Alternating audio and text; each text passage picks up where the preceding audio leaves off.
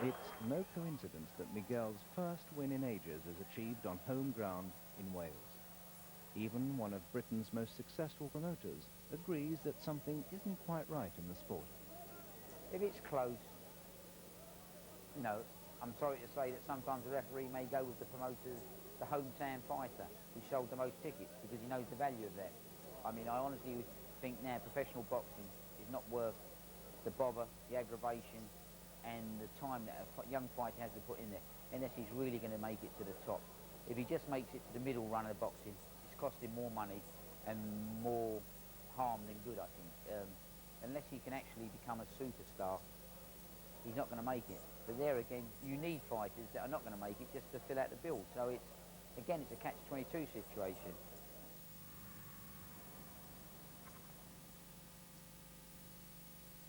I don't expect you to win on Saturday. No. Not at all, because you're fighting up there, and it's there. He's a local boy, isn't he? And that's why I think he's going to win, and that's it. Robert Peel remembers the day when he realized how things really work in boxing. A few years ago, he fought an undefeated boxer named Nixon. The commentator had Robert down as winning 5 of the 6 rounds, and Robert was on his way to an easy victory, even though he was fighting away from home. On the Dale Nixon record. And it'll be very, very interesting to see where Carl Wallace goes now. Peel for me.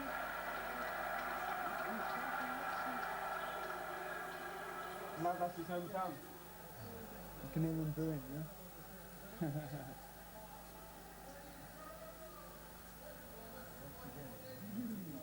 You thought he had won at this time? Yeah, definitely. I think we all cried that day.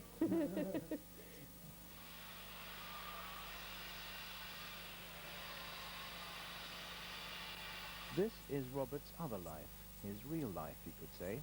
Work from 7 in the morning to 6 in the evening, after which sheer willpower gets him to the gym for his daily training sessions. It's the day before a fight in London. Robert's aware that he hasn't been training enough.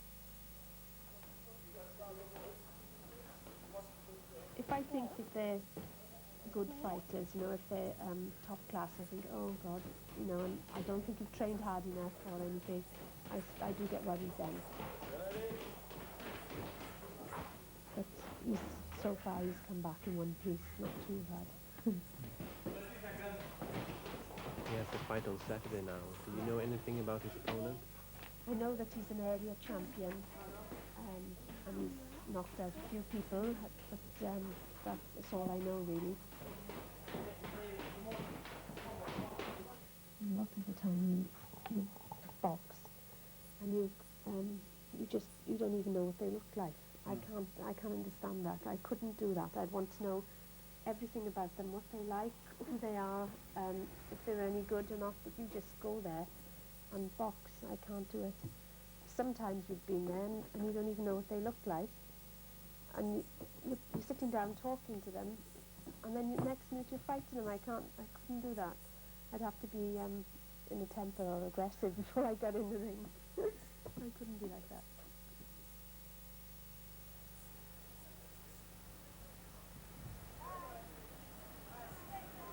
But I just wait for the phone call. He phones me up to, you know, I wait until I get a phone call and he says I'm okay, and then I'm all right then, as long as I get that phone call.